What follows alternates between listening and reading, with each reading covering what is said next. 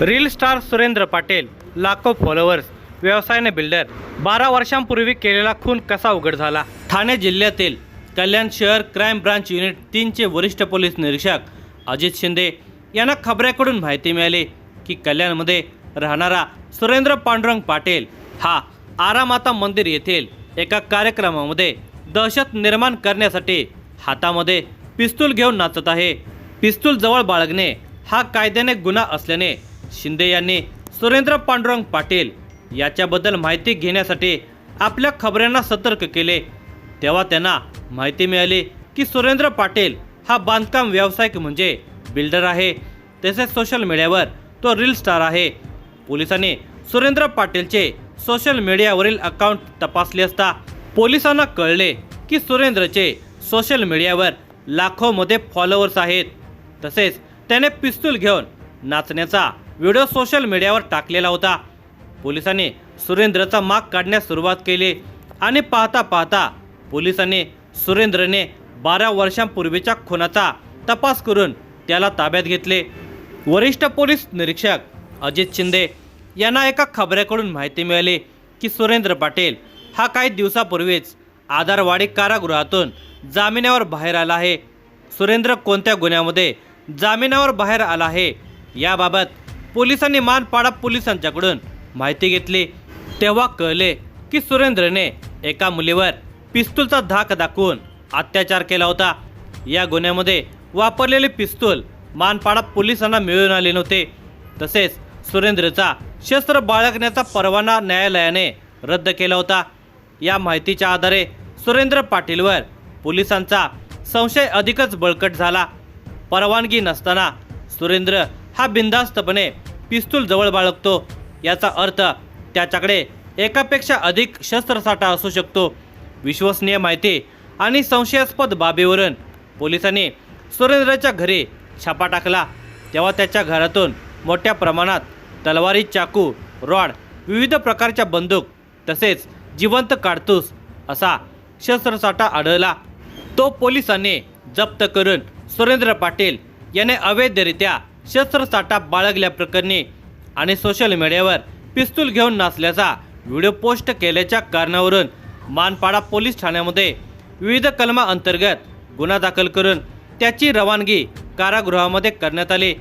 सुरेंद्र पाटील हा गुन्हेगारी प्रवृत्तीचा असल्यामुळे त्याने यापूर्वी गुन्हे केले आहेत का हे जाणून घेण्यासाठी त्याची गुन्हेगारी कुंडली तपासली असता पोलिसही चक्रावले. कारण सुरेंद्र पाटीलवर विविध पोलीस ठाण्यामध्ये विविध कलमांतर्गत तब्बल 14 गुन्हे दाखल आहेत. त्याच्यावर सर्वात पहिला गुन्हा 2014 साली मानपाडा पोलीस स्टेशनमध्ये गुन्हा रजिस्टर नंबर 640/2014 भारतीय न्याय संहिता कलम 365 प्रमाणे अपहरण केल्याचा गुन्हा दाखल होता. या गुन्ह्याची चार्जशीट तपासली असता असे कळून आले की ज्या व्यक्तीचे अपहरण झाले होते त्याचे नाव करण अरविंद बागुल, वय वर्ष 23 वर्ष, राहणार दावडे असे होते. करणच्या आजीने मानपाडा पोलीस स्टेशनमध्ये सुरेंद्र पाटीलने करण बागुलचे अपहरण केल्याच्या संशयावरून गुन्हा दाखल केला होता. परंतु सुरेंद्रनेच करणचे अपहरण केले आहे असा ठोस पुरावा पोलिसांना मिळाला नव्हता.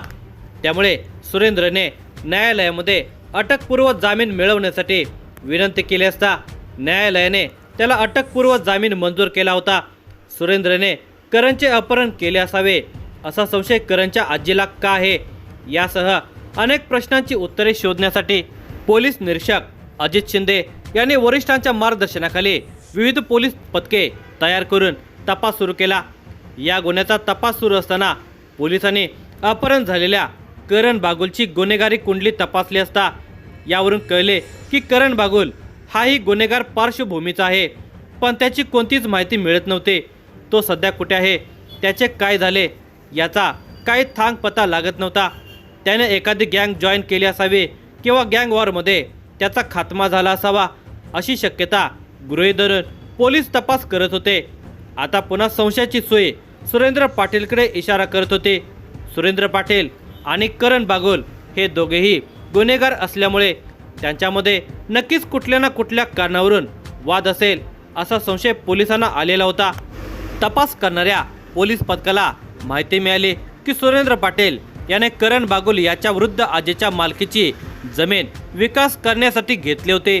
त्यामुळे देवाणघेवाणीच्या कारणावरून सुरेंद्र पाटील आणि करण बागुल यांच्यामध्ये वाद सुरू होते। या माहितीचा आधार घेत स्वतःहून स्वर्ग गाठण्याचा अनुभव असलेल्या शिंदे यांनी कौशल्य पणाला लावून पोलीस पथकाला सूचना आणि मार्गदर्शन करत तपासाला गती दिली। सुरेंद्रने करणच्या आजीच्या मालकीच्या जागेवर जी बिल्डिंग बांधली होती त्या ठिकाणी काम करणारा चंद्रकांत बाळाराम गायकर वय वर्षे 39 राहणार गायकर कंपाऊंड दावडी रोड डोंबिवली पूर्व याला चौकशीसाठी ताब्यात घेतले। त्याच्याकडे चौकशी सुरू असताना त्याने सारा घटनाक्रम उलगडला। सुमारे 12 वर्षांपूर्वी म्हणजे दिनांक 4 ऑक्टोबर 2014 रोजी सुरेंद्र पाटील याने करण बागुलची हत्या केली। त्या दिवशी करण बागुलचा मृतदेह सुरेंद्रने बिल्डिंगच्या साईटवर कामास असलेला चंद्रकांत गायकर आणि सुरेश गोपाल देगावत उर्फ छोटू वय वर्षे 32 राहणार दत्ता पाटील चाळ रूम नंबर 2 मीरानगर ठाकुर्ले तालुका कल्याण या दोघांच्या मदतीने स्विफ्ट कारमध्ये घेतला। तो मृतदेह घेऊन दावडी गाव येथून बारवी डॅमच्या पुढे मुरबाड जिल्हा ठाणे येथील घनदाट जंगलामध्ये तो मृतदेह फेकून दिला।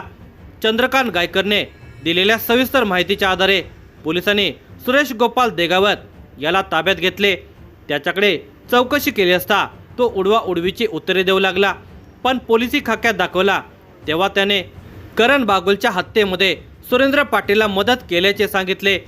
या दोघांनी दिलेल्या हत्येच्या कबुलीच्या आधारे सर्जेराव पाटील यांनी न्यायालयाकडे विनंती अर्ज केला की 12 वर्षांपूर्वी सुरेंद्र पांडुरंग पाटील याला मंजूर केलेला अटकपूर्व जामीन रद्द करावा आणि त्याने करण बागुल याची हत्या केल्याचे निष्पन्न झाल्यामुळे त्याला पुढील तपासासाठी पोलिसांच्या ताब्यात द्यावे। त्यानुसार न्यायालयाने सुरेंद्र पाटील याचा जामीन रद्द करून त्याला पोलिसांच्या ताब्यात देण्याचा आदेश आधारवाडी कारागृह प्रशासनाला दिला। पोलिसांनी सुरेंद्र पाटीलला ताब्यात घेऊन त्याच्याकडे करण बागुलची हत्या का आणि कशी केली याबाबत विचारणा केली। त्याने दिलेल्या माहितीनुसार सुरेंद्र पाटील याने करण बागुल याच्या वृद्ध आजीच्या मालकीची जमीन विकास करण्यासाठी घेतलेली होती। या देवाणघेवाणीच्या कारणावरून सुरेंद्र आणि करण यांच्यामध्ये वाद सुरू होते। करण हा वारंवार सुरेंद्रकडे पैशांची मागणी करत होता आणि त्याला मारण्याची धमकी देत होता। त्यामुळे संतापलेल्या सुरेंद्र पाटील याने 4 ऑक्टोबर 2014 रोजी सायंकाळच्या सुमारास करण याला धनलक्ष्मी अपार्टमेंट दावडे डोंबिवली पूर्व येथील ऑफिसमध्ये बोलावून घेतले। तेथे आल्यानंतर सुरेंद्रने त्याच्यावर हल्ला केला। रोखंडी रॉडने करणच्या तोंडावर डोक्यावर तसेच कपाळावर जोरदार फटके मारले। या मारहाणीमध्ये करणचा जीव गेला। त्यानंतर करणचा मृतदेह बिल्डिंगच्या साईटवर कामास असलेला चंद्रकांत गायकर आणि सुरेश गोपाल देगावत उर्फ छोटू यांच्या मदतीने सुरेंद्रने स्विफ्ट कारमध्ये टाकला। मृतदेह घेऊन तो मुरबाड जिल्हा ठाणे येथील घनदाट जंगलामध्ये पोहोचला। तिथे मृतदेह टाकून देऊन तो परत आला। करण बागुलचा मृतदेह जंगलामध्ये कुठे फेकला होता हे शोधण्यासाठी पोलिसांनी सुरेंद्रला घटनास्थळी नेले। तिथे त्याने ते ठिकाण दाखवले। त्यानंतर पोलिसांनी मुरबाड पोलिसांशी संपर्क केला असता समजले की 7 ऑक्टोबर 2014 रोजी एका व्यक्तीचा मृतदेह जंगलामध्ये कुजलेल्या अवस्थेमध्ये मिळून आलेला होता। त्याबाबत मुरबाड पोलीस स्टेशनमध्ये नोंद आहे। पोलिसांनी त्या मृत व्यक्तीच्या अंगावरील कपडे आणि इतर वस्तूंची ओळख पटवून तो मृतदेह करण बागुलचा असल्याची खात्री पटवली। त्यानंतर अपहरणाच्या गुन्ह्यामध्ये हत्येचे कलम वाढवून सुरेश पाटील आणि त्याचे सहकारी चंद्रकांत गायकर सुरेश गोपाल देगावत उर्फ छोटू यांना अटक केली।